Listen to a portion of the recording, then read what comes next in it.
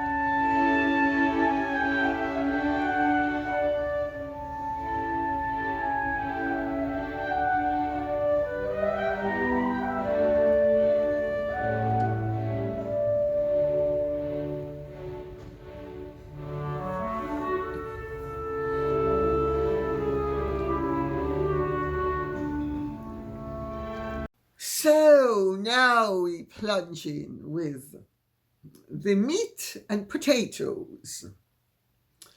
And we're going to start with lawyer or liar. I'm not quite sure if it's a Jamaican take or if it's lawyer. It's L-A-W, capital Y-A-H. So I'm not sure what it is. But anyway, Lady C, if I'm not mistaken, the judge in Harry's lawsuit is the same judge in yours against the Daily Mirror. You're not mistaken. You've obviously heard what I said earlier, long time ago now.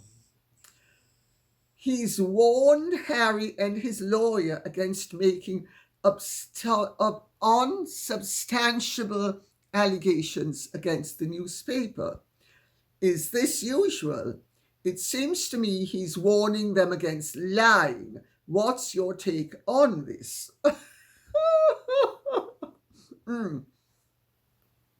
Well, you're right. Mr. Justice Nicklin, who's actually the chief judge for defamation in this country and one of the chief judges generally in this country, I found him to be sound, sensible, cut to the heart of the matter, and was very much a respecter of the law and listened to everything carefully from both sides, and then gave his ruling in my matter against the Daily Mirror.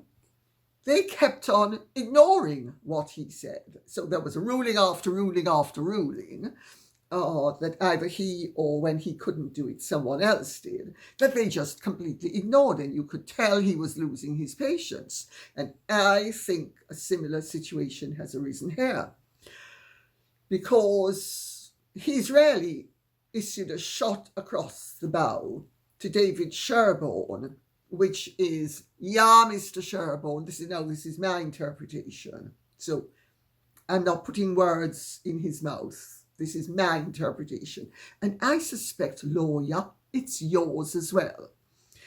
He's issuing a shot across the bow to say, excuse me, I know all the tricks you get up to, and you are going to want to be dragging everything from the dead kitten to the cat that hasn't been born yet, to the cow that got victimized before it was born and after it had died and during its life when it wasn't victimized.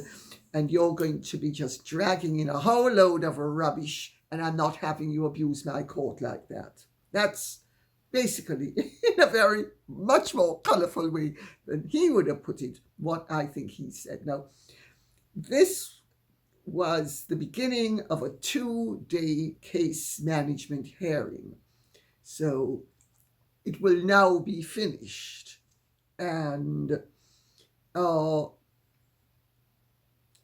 I'm going to read out one or two things that were relevant because the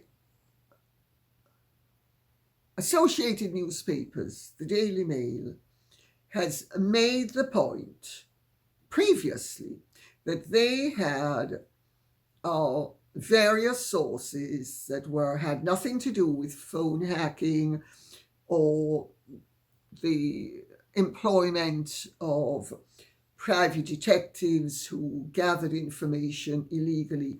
And indeed, one of their sources was a former Home Secretary. And that's pretty hefty. And Harry is suing along with Baroness Lawrence and a few others, alleging that the Mail executives lied to the Leveson inquiry into press standards in 2011 and 2012. Well, Mr. Justice Nicklin said to Mr. Sherborne, and I quote, he said it day before yesterday, "You'll appreciate the difference between evidence which is subsequently demonstrated not to be correct and a lie." Talk about a shot across the bow. A lie, then he said, as if he's speaking to a child, an idiot, or a shady personality. A lie is knowing you are telling an untruth. Telling something that you believe to be true, but later proves to be untrue. And Sherborne finished it off by saying, is not a lie. And he said that he being Mr. Justice Nicklin, said that he was not going to allow Sherborne and his clients to turn this case into a public inquiry.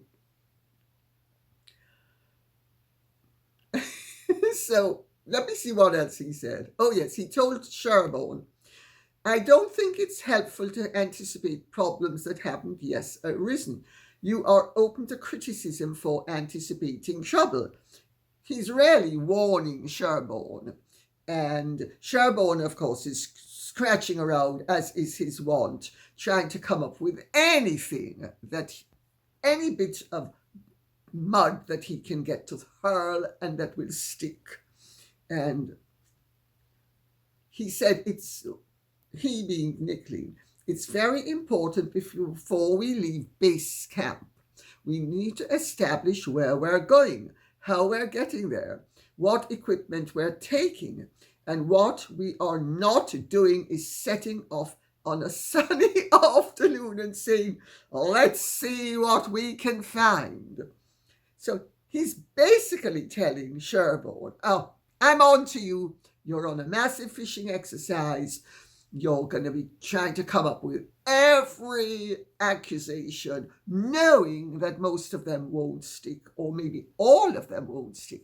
But they will have run up the client's costs, wasted court time, but made you a lot of money, and in the process got you a lot of colon inches and traduced the reputations of your adversaries.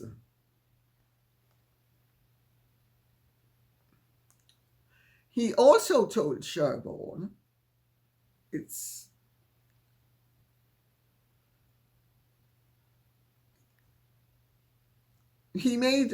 that the publisher would embark on the legal process of disclosing documents properly, and then said, and if they don't, you'll be back here telling me, and there will be consequences.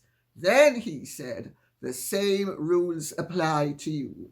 So he's basically telling Associated Newspapers. Now, Liz Hartley knows only too well. She knows Mr. Justice Nicklin. I know Mr. Justice Nicklin. Everybody knows who Mr. Justice Nicklin is, who's had anything whatsoever to do with defamation. So does David Sherborne. And Mr. Justice Nicklin knows David Sherborne. Oh dear, oh dear.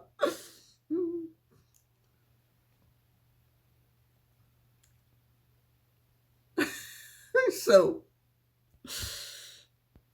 let's see what happens there. But I would have thought that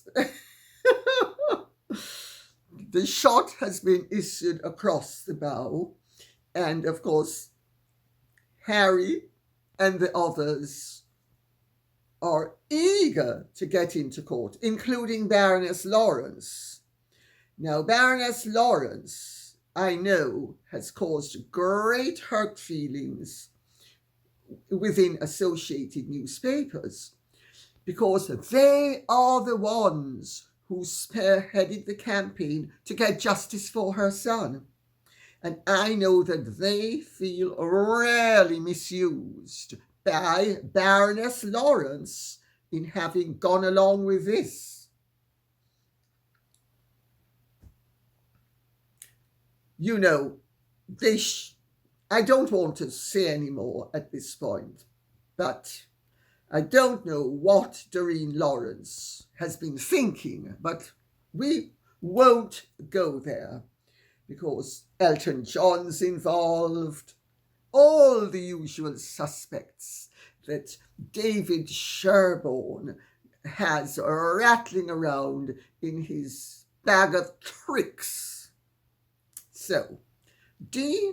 Codecast says, a producer of Suits admitted in a British interview that Meghan was engaged to Cory Vitiello when the Suits producer was introduced by Meghan to Cory as her fiancé in the spring of 2016.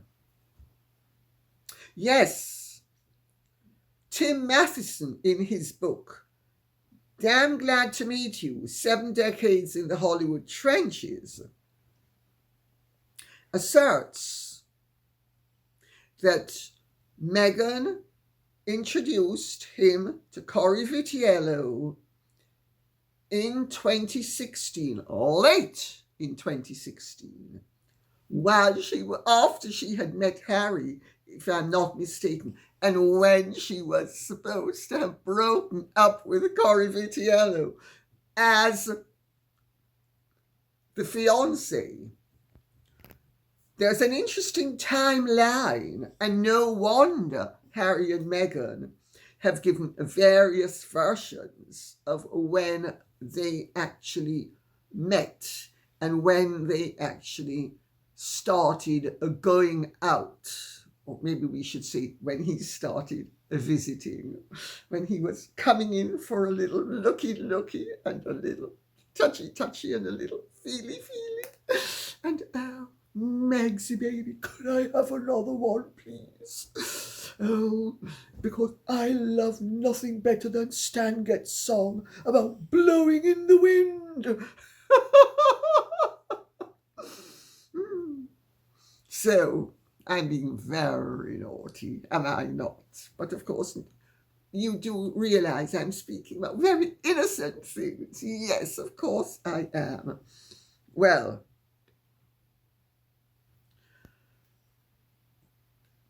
he makes it absolutely clear, Tim Matheson, that Meghan introduced Cory to him as her fiancé. So that would have been in Cory's presence. Now, of course, the timeline of when she and Harry got together suggests that there was overlap. Of course, everybody could be grossly mistaken, and there could be no overlap whatsoever. I wonder if Meghan sued somebody for saying there was an overlap and Cory were called as a witness. What his answer would be. I just wonder.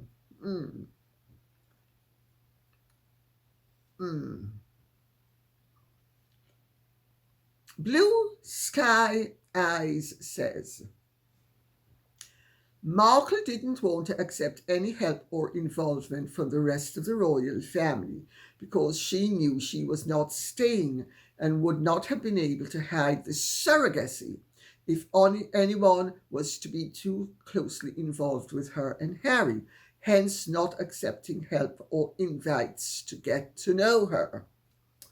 That's an interesting take on things. I have had it articulated to me on more than one occasion previously that the one way of making sure that nobody intruded on her privacy was for Meghan to have a distance between her and them. You know, because, Meghan's very touchy-feely, and I'm sure that she would have been inviting, and everybody would have been expecting her to invite them to feel the baby move. So, why hasn't one of the royals who likes her? Oh, do they exist? Well, let's presume that at least one of them exists.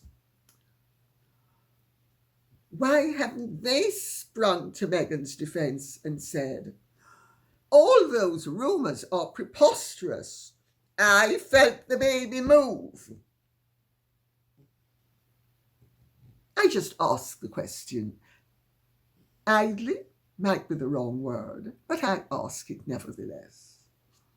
Not, of course, suggesting for a moment, because remember, I'm very attached to my money and I intend to keep the attachment secure. So I'm not for a moment suggesting that Meghan actually partook in any surrogacy arrangement. I'm just slightly perplexed. Maybe slightly is the wrong word. Maybe tremendously perplexed that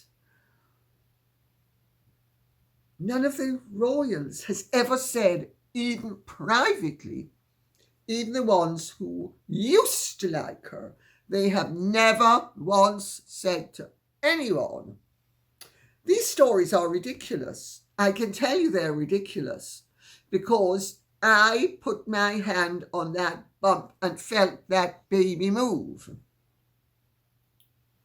Although what would be interesting to know is, do moon bumps,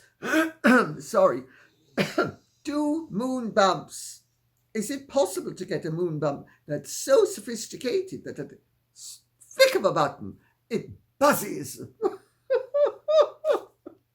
Just asking the question. Sonia Skinner says, Meghan never had any intentions of staying in the royal family. She did it for the prestige, cachet, fame, and fortune.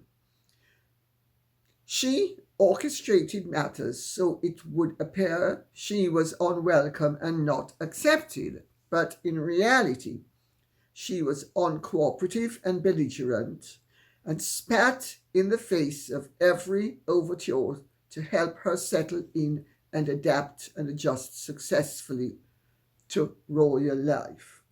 According to Shallon Lester and others, Meghan hired not one, but 3 PR firms just before marrying the dim-witted prince and had deals set up in the US, allegedly. There's no allegedly about it. I wrote in my original book, Meghan and Harry, The Real Story, and in the updated version with the subtitle Persecutors or Victims, which was published earlier this year, that Meghan kept her PR people, she kept her, and she instructed others as well, and she kept her managers, etc., her agent, the whole shebang. She never got rid of anybody. She told the Queen, when the Queen offered her to continue her career, she said no, she didn't want to. I want to be a team player. Yes, I want to be a team player. My dear Harry's granny, I want to be a team player. Well, I also said in my book that I knew from people close to me who Meghan had spurned, members of the aristocracy, and people connected closely to it, who had approached Meghan and tried to befriend her, and Meghan had systematically spurned everybody and sometimes was shockingly rude to them, so that she could actually always play the victim, that she would always be the outsider. And for instance, at one wedding, she not only spurned the approaches of everybody and was really pretty abusive of their good intentions, but she then sailed off and sat on a hay bales stack, so that a bale of hay, so that Harry had to go and join her. Because poor Meg's baby, she couldn't fit in. Oh, one tail left eye. Oh. I just don't like those aristocrats. They're so mean to me. Can you believe it? One of them wished me a happy birthday and told me I was beautiful. And another one said how happy she was that I married H. Oh, I just can't believe that these people are so cruel and racist. Well, the chickens have come home to roost. She's now scratching around as the D-lister she is. She is going to go on the 4th of December. It's been announced by her people and Harry's people that she and Harry are going to be on opposite sides of the Atlantic and the Pacific of the USA, because she's going to be on the West Coast and he's going to be on the East Coast. She's going to be going to the gala at the Beverly Wilshire Hotel, which honors Tyler Perry. Remember Tyler Perry, the idiot with the deep pockets who was very sweet in displaying racial solidarity to Meghan in the hope that he would be asked to the wedding, but it wasn't grand enough and wasn't important enough to be asked. But when they needed a house to stay in and they needed a plane to get there, she rang up this stranger who she hadn't been able to bother to ask to the wedding. And he gave her, well, she's showing up and he's now Lily's godfather.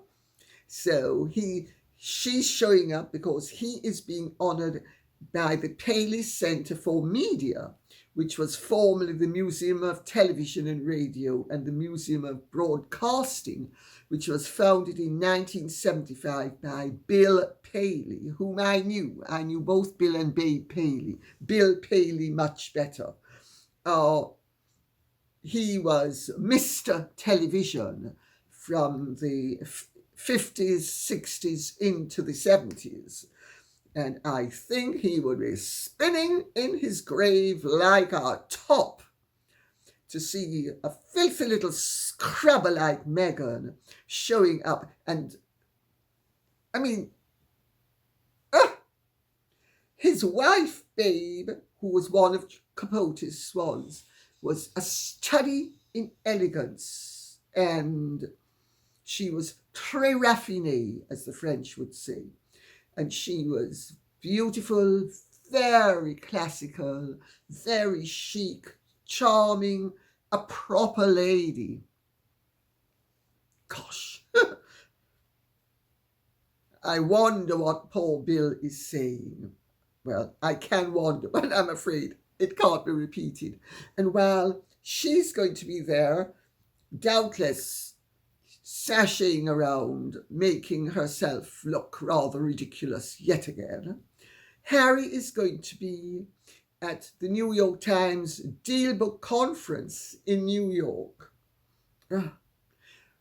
Leaked to People magazine by their spokesman. I mean, everybody's so absorbed with what Harry and Meghan are going to be attending that it has to be informed, because if the public are not informed, how will they be able to hold their breath in wonderment and wait to see the ridiculous photographs of those two posers, him showing what a dolt he is and she showing what a scrubber she is. Well, of course, today's Thanksgiving Day, and as many of you will be aware, they also leaked to, I think it was Closer magazine, that they're going to be celebrating Thanksgiving with Doria and the kids, and how every year it gets better because the kids get bigger and get older. How does that work, Meghan? I didn't realize that kids got older every year. I thought they stayed the same always. Oh, That's a miracle. She's going to have to explain that one to me as well, because I'm dumb. And anyway, they've gone to great lengths to inform the public that they will be celebrating Thanksgiving Day today in true family style. And of course, she also hosted for all of 20 minutes. She popped in and then popped out, evidently. Hosted a feeding session for some Afghan women, refugees, who have appeared in something with her the year before. So they're obviously the go-to reliables. Well, of course, the Afghan women, first of all, they don't celebrate Thanksgiving Day. That's a uniquely American experience. Nor do they celebrate Christmas. I wonder if Meghan gave them pork sandwiches. Do you think she gave them pork sandwiches? And maybe some nice bacon as well.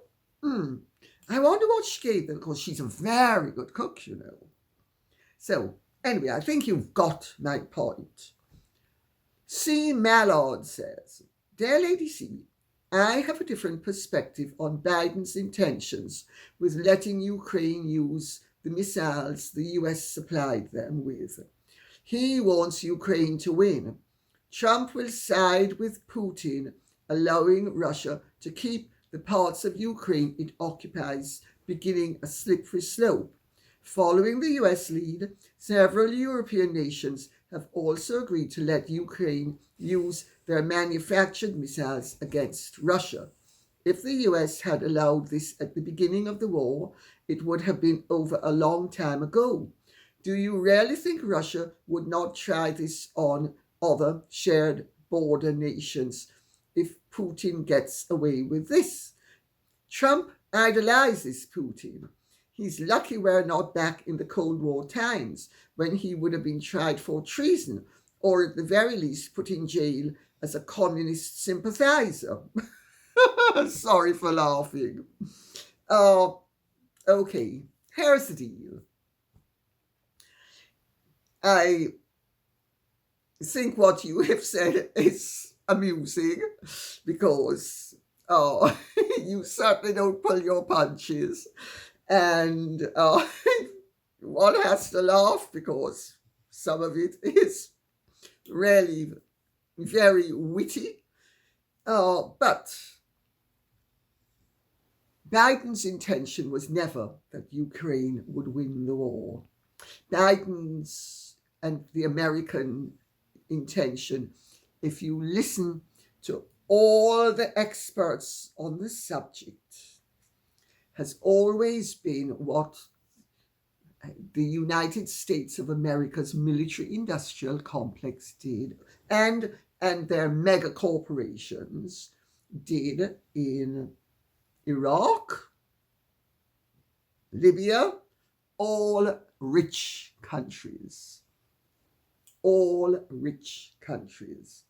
They go in, they devastate the country, then they give contracts to rebuild the country. And to whom do they give the contracts? They give the contracts to American-owned companies. So the intention was never that Ukraine would win against Russia. There was never any likelihood of that.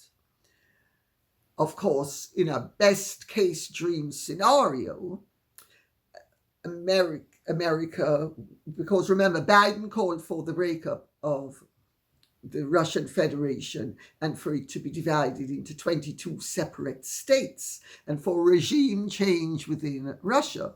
Well, did he really mean that? Or was that simply provocative?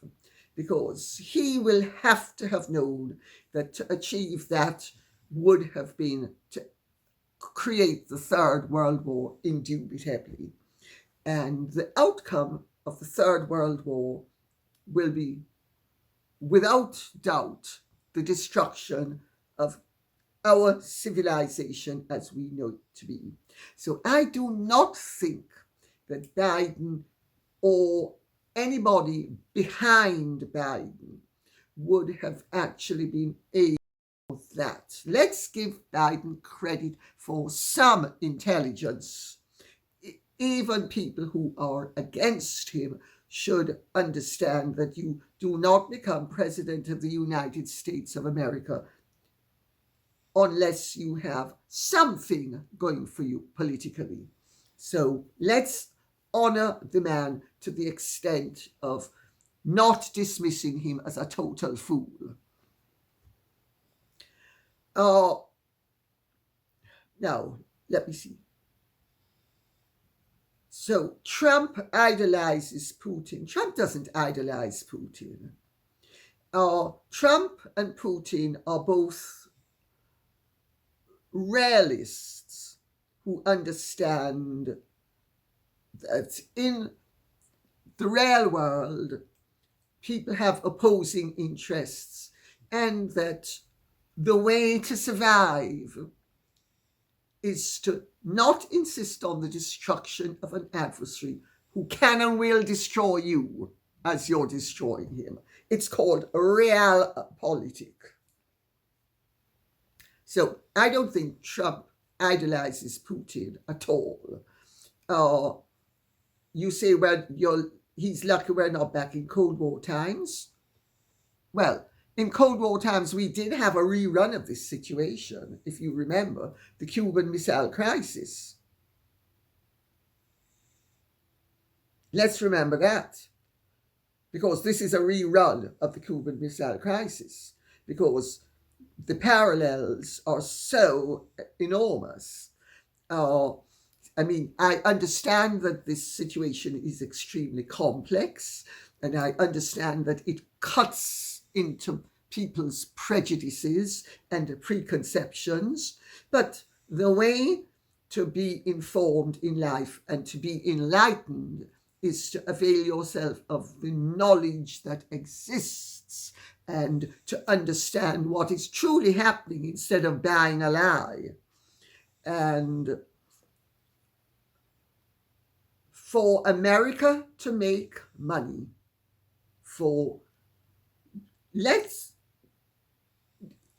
I'll get onto that in a second. Because, I'll say it now. Everybody wants a settlement.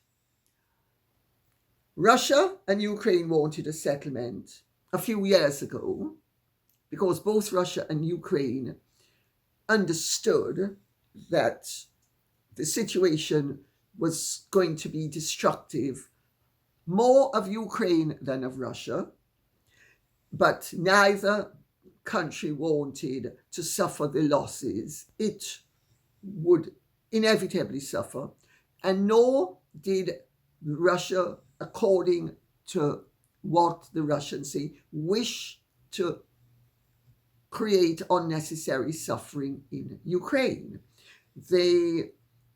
But we'll get to that in a while, because this is an extremely complex situation.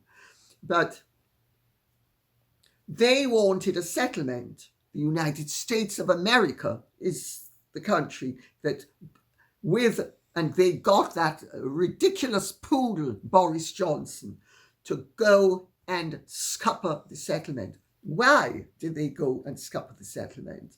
Well, I'll tell you why they scuppered the settlement. It's really simple. And all of this, incidentally, is not opinion. All of this is fact, which is verifiable if you wish to do your own research. Ukraine is one of the richest countries. It is the richest country on earth agriculturally. It is the breadbasket of Europe. Ukraine was not sufficiently destroyed for the big American companies that work in tandem with the American military-industrial complex to actually mop up what was happening. Had Putin and Zelensky come to the settlement, BlackRock would not be in the enviable position it is now in. Nor would the companies that it owns a huge chunk of be in the position that they are now in. And I'm going to explain it to you. By devastating Ukraine, by not giving, but supplying Ukraine with weapons, which would invite the destruction of Ukraine by the Russians. Northrop Grumman, Boeing, Lockheed, Raytheon, and General Electric have made themselves hundreds of billions of dollars. In March 2022, the US voted that they would send over $113 billion to Ukraine. Now, since then, that was in March 2022. Since then, the US have provided an additional $24 billion, and Biden now wants another $60 billion to go before the end of his term. Let's be very clear about the fact that that is what Senator Mitch McConnell says is not a loan. It's not a loan. It's not a gift. It's not a gift, he said. It's a loan. And that the money is coming right back to America, where it will be used by the US contractors. BlackRock owns all those companies.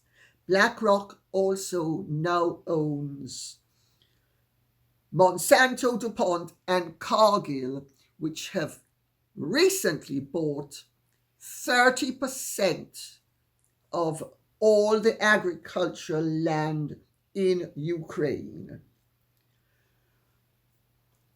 The Americans sent this money to the Ukrainians, not as a gift, but as a loan. And as Senator Mitch McConnell has pointed out, it goes straight back to America, because it goes to Ukraine as a loan, then it goes back to America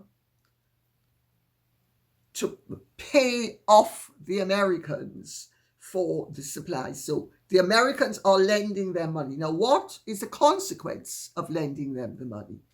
If they gave the money, it's a gift. But by lending them the money, it obliges the Ukrainians to provide American companies with the right to buy all the government-owned assets in Ukraine. That's all the farmland they own. And as I said, Monsanto, DuPont, and Cargill have already bought up 30% of the farmland that the Ukrainian government owns. So, do you see why this is, I mean, Tim Scott has already said that, and confirmed, none of this is a gift, it's a loan, and that the loan conditions require austerity. So the Ukrainians who are poor are always going to remain poor. Those who are richer are going to be impoverished to the full extent of an austerity program imposed upon it by the very country that allowed the Ukrainian people to believe that that country was coming to its rescue. Now, what we have to ask ourselves is, did Zelensky understand when he accepted Boris Johnson's real threat that he had to go along with this? Did he understand that he was selling out his country into slavery virtually in perpetuity? Did he understand that? Because if he did, he's the biggest traitor that Ukraine has ever known. If he didn't understand it, and he's been duped, he is going down in Ukrainian history as a far bigger clown than the comedian that he was. Last year, December, Biden gave out a contract to rebuild Ukraine to BlackRock. Do you see how the strategy of divisiveness has allowed the big boys to make money at the little people's expense? Do you see why, for all the glorification that the West has done, presenting Zelensky as some sort of hero, that he has betrayed the people of his country? How are the Ukrainian people going to get back the wealth of their country that they have been, and let's not even factor in the number of Ukrainians who have been killed? Putin did not expect that this would go on the way it did. Now, I'm going to read out the next question because I'm going to answer the next part in it. Judy Williamson says, Lady C, according to Google, Russia invaded Ukraine on the 24th of February 2022. The same day, it appears, the United States began supporting Ukraine with equipment and training. The same day, odd no? When Tucker Carlson interviewed President Putin said one of the reasons Russia invaded Ukraine was because of a buildup of the Nazi Party in Ukraine, which was very concerning to his government. Have you heard anything about this? President Putin was speaking Russian, so it was hard to know, but he certainly seemed to be telling the absolute truth.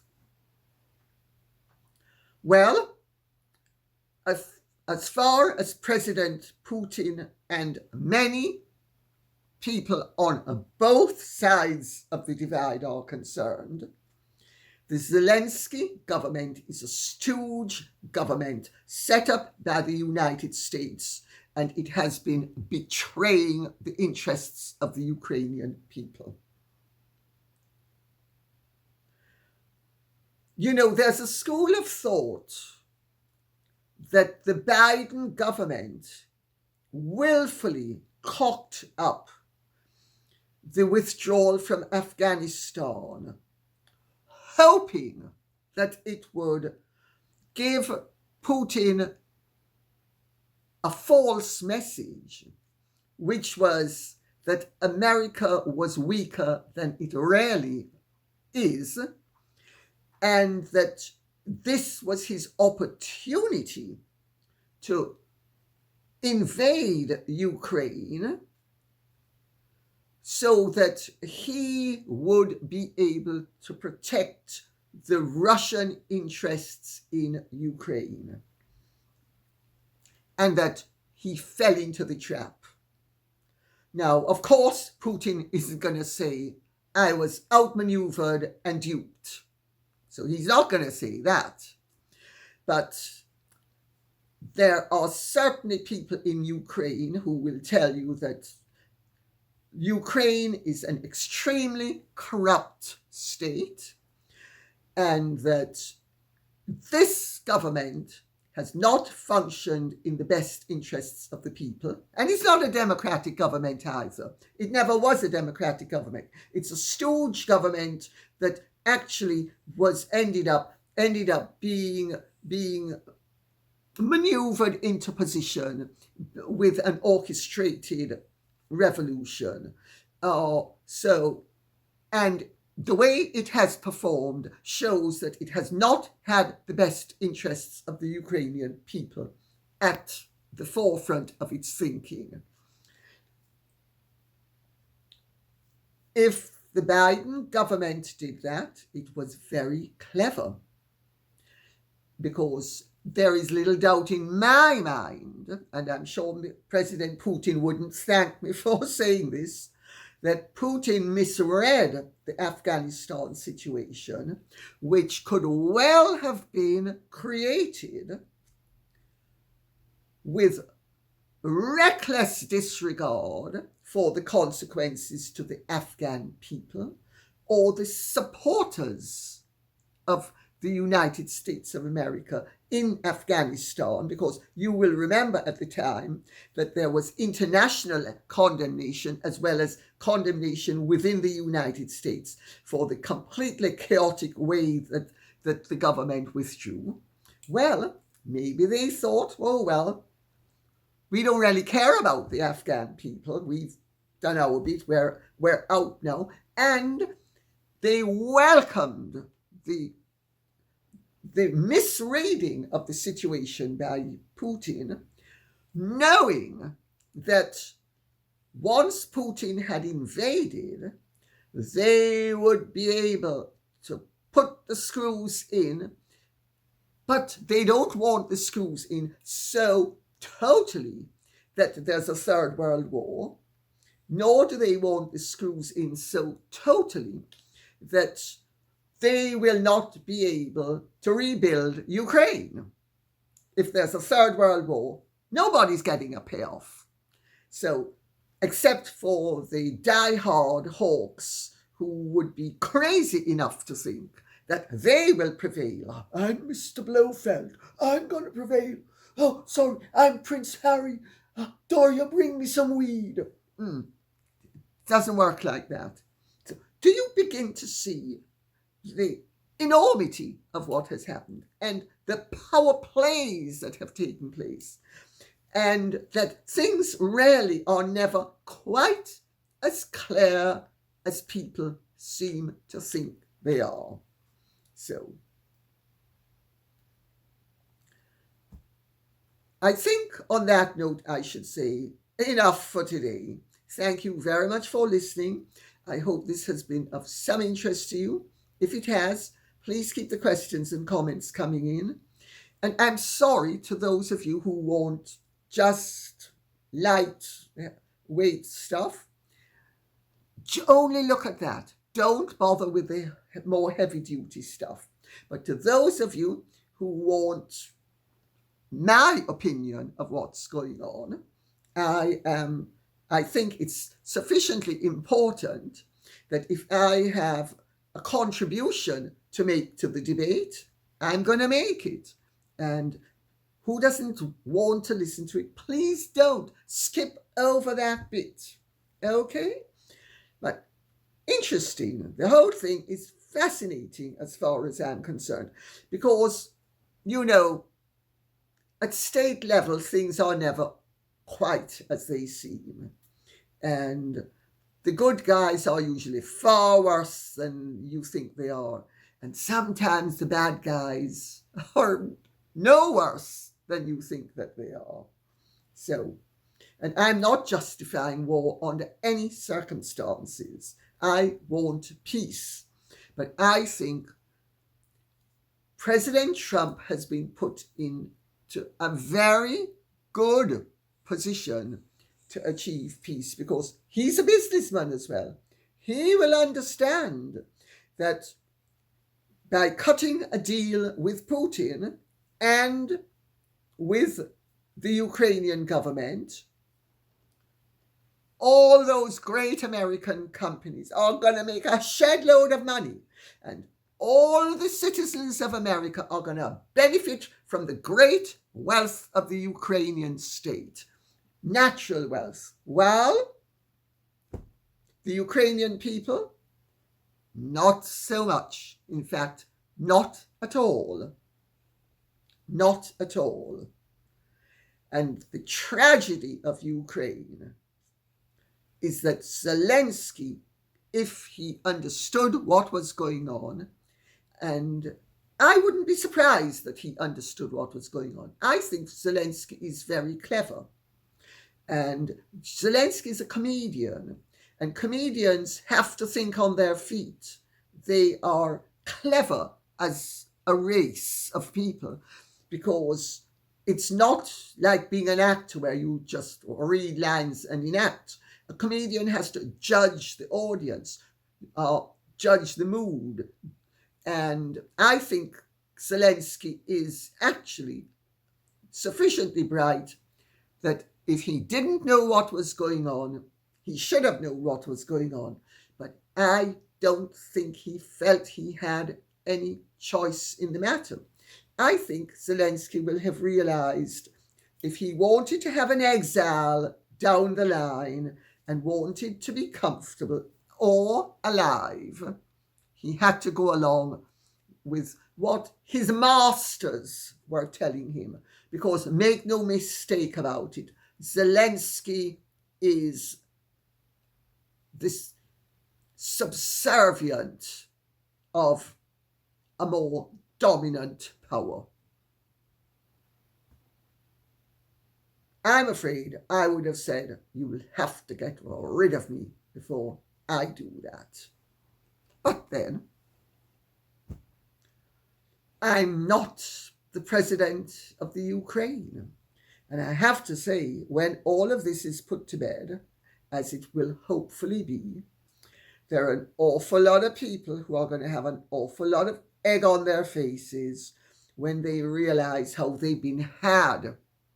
Some of whom are people rather close to home, who have bigged up Zelensky without realizing what was going on. Although I suspect behind the scenes others knew only too well. And if some of those who were bigging up Zelensky didn't know, they should have known. And on that note, I'll say thank you very much for listening. Take good care, Godspeed, and goodbye. And if you have truly enjoyed this, would you care to like, share, subscribe, press the notification bell, and abiento. Bye-bye.